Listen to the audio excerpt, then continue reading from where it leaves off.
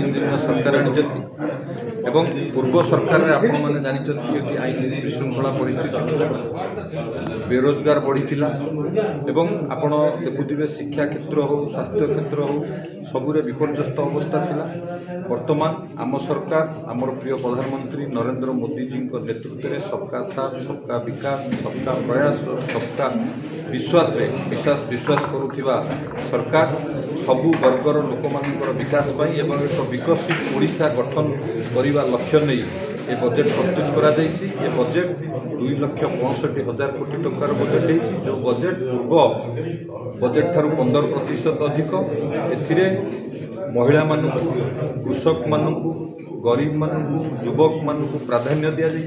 एवं सबु क्षेत्र किपरि विकास हम से ध्यान दि जाइए। आम सरकार कैबिनेट प्रथम कैबिनेट बैठक में श्रीमंदिर कर्पस पार्टी 500 कोटी टंकार व्यवस्था करिया अस्मिता 400 कोटी टंका व्ययबराद करने बेले ओडिया अस्मितार कर्पस फंड 200 कोटी टंकार व्यवस्था कर सबु वर्गर लोक मानकर विकास सेवा सहित सब क्षेत्र विकास आम सरकार प्रतिश्रुतिबद्ध एवं जहाँ संकल्प पत्र में आम कहीलु एवं निर्वाचन प्रतिश्रुति जहाँ पालन करने आम सरकार ये बजेट ये बजेट को प्रस्तुत कर आगामी दिन में 2036 सुधा ओडिशा को एक विकसित राज्य भाव गठन करने आम सरकार लक्ष्य। गोटे प्रश्न कि नवीन पट्टनायक सोशल मीडिया हैंडल गोटे बजेट को लेकर समालोचना कर से करेंगे जनजागरण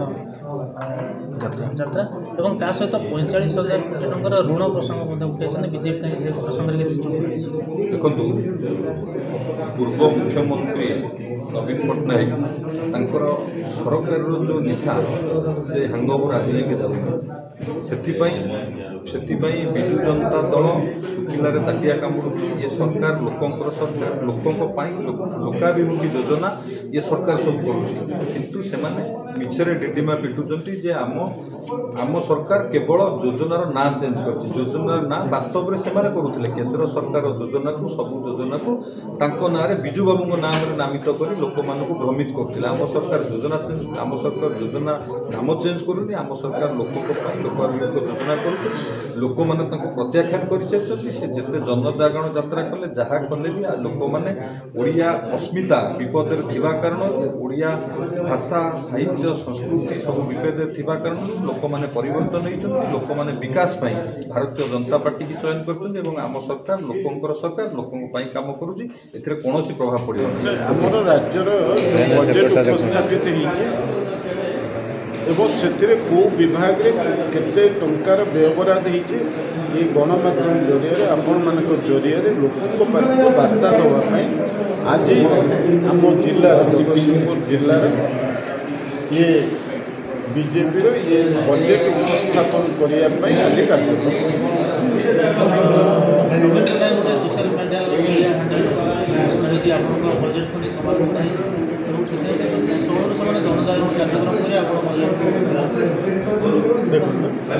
एपर्यंत बजेट से जी व्ययबराद करते गला वर्ष पर्यंत 2,30,000 कोटी टकर व्ययबराद करते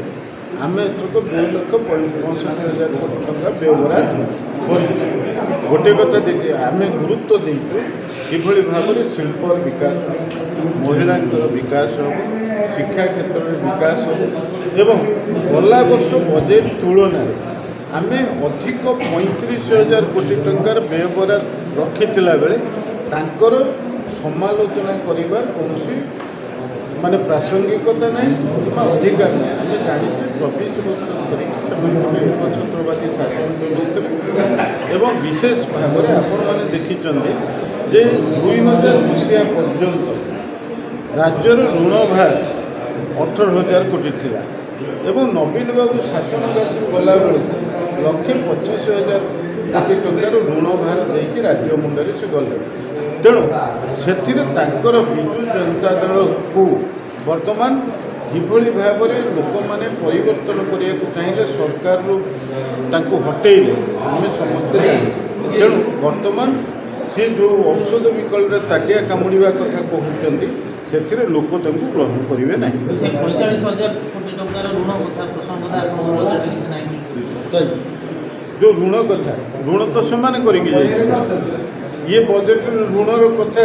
এই ଋଣଟା ଯେତେବେଳେ ରାଜ୍ୟ ମୁନରେ ପକାଇକି ଗଲେ ଯିଏ ସରକାରକୁ ଆସିବ ସେ ତ ତାକୁ ହିଁ ଚିନ୍ତା କରିବ। ତେଣୁ ଇଏ ପ୍ରସଙ୍ଗକୁ ଲୋକଙ୍କ ପାଖକୁ ନେଲେ ଇଏ ପ୍ରକୃତରେ ବିଷ୍ଠାକୁ ଘାଣ୍ଟିଲେ ଯେଉଁ ଗନ୍ଧ ବାହାରେ ସେ ଗନ୍ଧଟା ବିଜେଡ଼ି ଆଡ଼କୁ ଯିବ। ଏବେ ଯେଉଁ ଭତ୍ତା ଉପରେ ଯେଉଁ ହେଉଛି କଥା ଆଲୋଚନା ଯେ 80 ବର୍ଷ ବେଳୁ 3,500 ଟଙ୍କା ଭତ୍ତା ପାଇବେ